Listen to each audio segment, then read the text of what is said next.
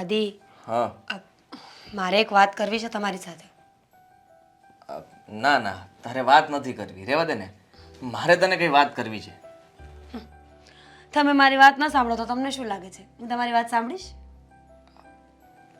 સાંભળીશ. બોલો. કઈ નહીં, તું જ બોલી નાખ ને. એમ પણ મારું કઈ ચાલશે નહીં. કારણ કે તમારી વાતમાં કઈ હશે નહીં ને એટલા માટે. સારી વાત હોય તો માણસ કરે કે નહીં? હવે તમે તમારી વાત પહેલા કરો. અરે, હું થોડા દિવસ માટે બહાર જવાનો છું. ક્યાં? ઓફિસના કામથી. અચ્છા, ઓફિસનું કામ એવું તો કેવું છે કે આટલા બધા દિવસ બહાર જવું પડે?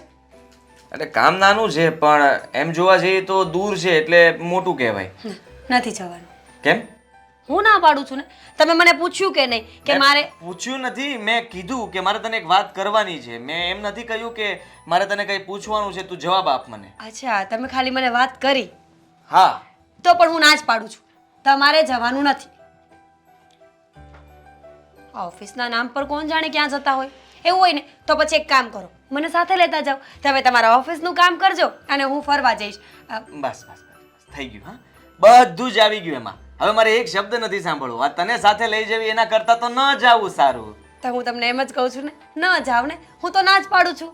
ના પાડી દો ને બોસને કે સોરી, હું નહીં આવી શકું. ગમ્યું ને? ગમ્યું, બહુ જ ગમ્યું મને. બોસને કહી દઈશ કે મારી પત્નીએ ના પાડી છે એટલા માટે હું નહીં જાઉં. Very good. આ પહેલા જ કહી દેવાનું હતું. આ ઘરે વાત લઈને આવ્યા ને, ખોટી તમારી જીવ બળતરાઓ વધી એવું થયું ભૂલ થઈ નહીં? ગઈ, મારી ભૂલ થઈ ગઈ કે હું તને વાત કરવા આવ્યો. પણ તમારું શું, મહિનામાં તમે આવી 25-30 તો ભૂલ કરતા જ હોવ કે નહીં? એક વધારે શું ફેર પડે? બસ. રોજની એક. હા, સારું કહેવાય. અમારી ભૂલો દેખાય છે અને તમે જે આ કલાકે કલાકે ભૂલ કરો છો એ નથી દેખાતી. તમારી ગણવા જશું ને તો લિસ્ટ લાંબુ થઈ જશે. મિસ્ટર, એને ભૂલ ન કહેવાય, એને આદત કહેવાય. સમજી ગયા ને? આ કલાકે કલાકે કરતા હોય ને એ આદતમાં આવે. તમે ખરેખર વાંકા ચૂકા છો કે આમ દેખાવો કરો છો? ના, હું વાંકી ચૂકી જ છું પહેલેથી જ. અને મને મારા પર તોય પણ પ્રાઉડ જ છે કે હું જેવી છું ને એવી સામે જ છું. એટલીસ્ટ ઓફિસનું નામ દઈને ભટકવા તો નથી જતી ને. સારું, હું જાઉં છું. હા, મારે કામ છે. આ બોલો. હવે સિરિયસ વાત કરીશું કે આવો ઝઘડો જ કરવાનો છે? બોલ. આદિ, મારે એમ વાત કરવાની હતી કે આ તમારા મમ્મી છે ને, એનો સ્વભાવ કૂતરા જેવો આઈ મીન બગડી ગયો છે. કેમ? એમ કે તમારા મમ્મી છે ને હવે નાની નાની વાતમાં ખોચા કાઢવા માંડ્યા છે. અને સ્પેશિયલી દામિનીને લઈને. તમારા મમ્મીનું મંતવ્ય બહુ ખરાબ છે છોકરીને લઈને. દામિનીને લઈને ખરાબ વર્તન છે એટલે? મમ્મી એની સાથે શું કરે છે? એટલે એમ આજે મારે અને મમ્મીને વાત થઈ હતી દામિનીને લઈને. તો મમ્મી મને એવું કહે છે કે દામિની અભાગણી છે, એ શું કહેવાય, અપશુકનવાળી છે, ખબર નહીં કેવું કેવું. મમ્મી તો એવા એવા શબ્દો બોલતા હતા ને કે મને તો યાદ પણ નથી. હા, મમ્મીની ઉંમર થઈ ગઈ પણ એમના સ્વભાવની અંદર જરાક પણ સુધારો નથી આવ્યો. જરાય વિચાર નથી કરતા. આવું તો કોણ માનતું હશે? હા, મેં પણ એવું જ કહ્યું, સેમ ડિટ્ટો, કે મમ્મી આવું તો કોણ માનતું હશે. હવે એ જમાના બધા ગયા કે કોઈ વ્યક્તિ અપશુકનિયાળું હોય કે પછી અભાગ્યું હોય. આવું કંઈ ના હોય. બધા જ્યારે જન્મ લઈને આવે ને તો પોતાના નસીબ સાથે લઈને આવે છે. અને દામિની પણ. અરે, મમ્મીએ થોડો વિચાર તો કરવો જોઈએ કે નહીં? કે પારકી દીકરી છે એને આપણે સાચવવી જોઈએ, નહીં કે એને હેરાન કરવી જોઈએ. સાચી વાત છે. મેં પણ આવું જ કંઈક કહ્યું. પણ હવે તમારા મમ્મી માને નહીં તો શું કરવાનું? એટલે હું તમને એમ કહું છું કે એકવાર તમે વાત કરી લેજો. આવી રીતે કોઈની દીકરીને થોડી વખોડાય. સારું ન લાગે ને? જરાય સારું ન લાગે. અને એ આપણે જ ભોગવવું પડે. મમ્મી સાથે હું વાત કરીશ અને સમજાવીશ કે આવું તમે એની સાથે વર્તન ન કરતા અને એને કોઈ મેણા પણ ન મારતા. અને જ્યારે મમ્મી પાસે વાત કરવા જાવ ને ત્યારે મારું નામ ન દેતા. નહીં તો તમારા મમ્મી દામિનીને મુખ પડતી અને મારી પાછળ પડી જશે. હા, એ તો બરાબર ને. શું બરાબર? હા, એમ પણ તારે તો મમ્મી સાથે બહુ સારું બને ને, એટલે જરાક ઝઘડો થાય તો એમાં શું થઈ ગયું? અચ્છા, એટલે મારે અને મમ્મીને સારું બને છે તમને દેખાતું નહીં હોય ને, એટલે ઝઘડો કરવા માટે હવે મારું નામ દેશો ને? હું નામ નથી દેવા માંગતો પણ આ તો ખાલી કહું છું. સારું, ચાલ હું જાઉં. હા, તો જાવ ને. અહીંયા કોણ રોકે છે? પતી ગયું લાગે છે. પતી ગયું છે.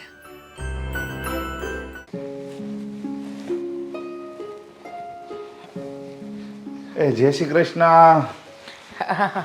જય શ્રી કૃષ્ણ. કેમ છો? હા, મજામાં. ઘણા દિવસે દેખાણા. આજે આમ અચાનક આવવાનું થયું? ના, એમાં એવું હતું કે મારે અહીંયા છે ને બેંકમાં કામ હતું, તો મેં કીધું દામિનીનું ઘર પાસે જ છે, બેન તો બિચારી નવરી થતી નથી આવવા, તો મેં કીધું હું જાઉં છું તો એ બંને મળી લે. હા હા, સારું કર્યું ને, મળવા આવી ગયા. બીજું કેવું છે? તબિયત પાણી આમ તો સારા ને? હા, દામિની નથી ઘરે? હા છે ને, એ કંઈક કામ કરતી હશે અંદર. કંઈક બોલાવું અત્યારે એને? એટલે કામ કરતી હોય તો હા, વાંધો નહીં. પછી મળી લેજો ને. બેસો તો ખરા. શું લેશો? ચા, પાણી, નાસ્તો કંઈક? ના ના, હું બેનના ઘરનું કાંઈ, તમને તો ખબર છે પહેલેથી ખાતો પીતો નથી. અરે વાત સાચી છે, પણ આ બધા જૂનવાણી વિચારો ને રિવાજો છે. આવું ન વિચારાય. હવે સમય બદલાઈ ગયો, જમાનો બદલાઈ ગયો. ચા નાસ્તો કંઈક તો કરતા જાઓ. ના, હું મારી બેનને મળી લઉં ને એટલે બસ મને શાંતિ થઈ જાય, કારણ કે મને છે ને એની એકની ચિંતા છે, કારણ કે પહેલેથી હું જ એને સાચવું છું ને. હા હા, વાત તો સાચી છે. તમે એક જ તો સાચવો છો. નાનપણમાં જ એ મા બાપને ભરખી ગઈ, એમાં અને પાછું તમારા એક ભાઈને પણ એ ભરખી ગઈ એટલે એટલે હા, એટલે કહેવાનો મતલબ એ છે કે તમે બંને ભાઈ બહેન જ એકબીજાના સહારા છો ને, એમ.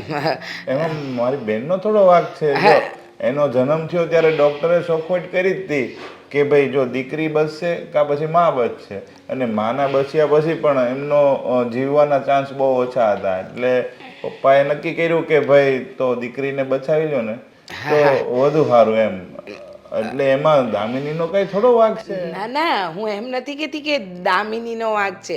એટલે કહેવાનો મતલબ એ હતો કે તમે બંને ભાઈ બહેન એકબીજાનો સહારો છો.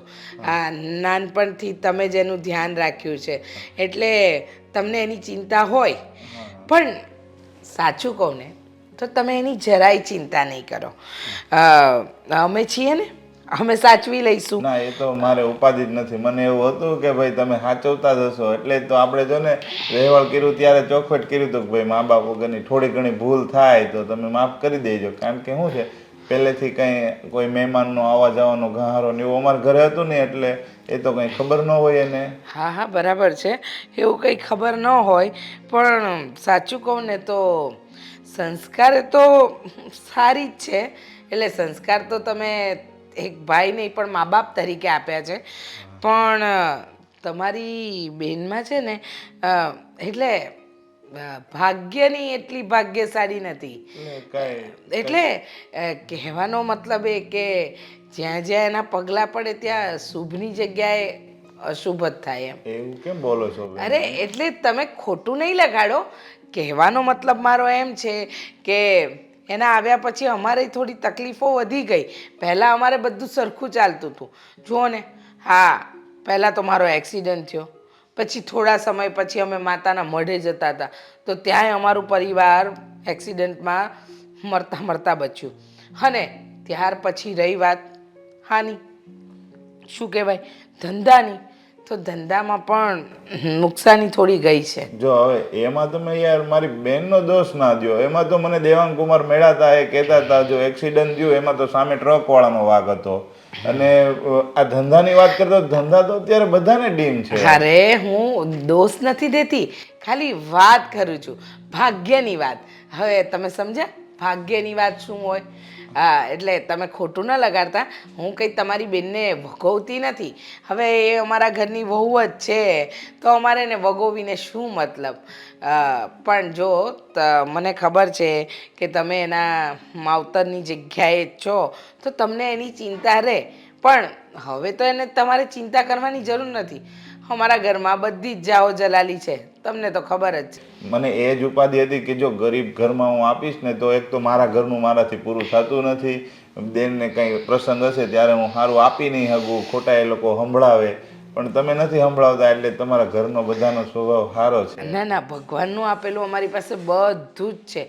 અમને એવી કોઈ વસ્તુની લાલસા નથી. હવે તમારે દામિનીને મળવું હોય તો મળી લ્યો, અંદર એના રૂમમાં કામ જ કરતી હશે.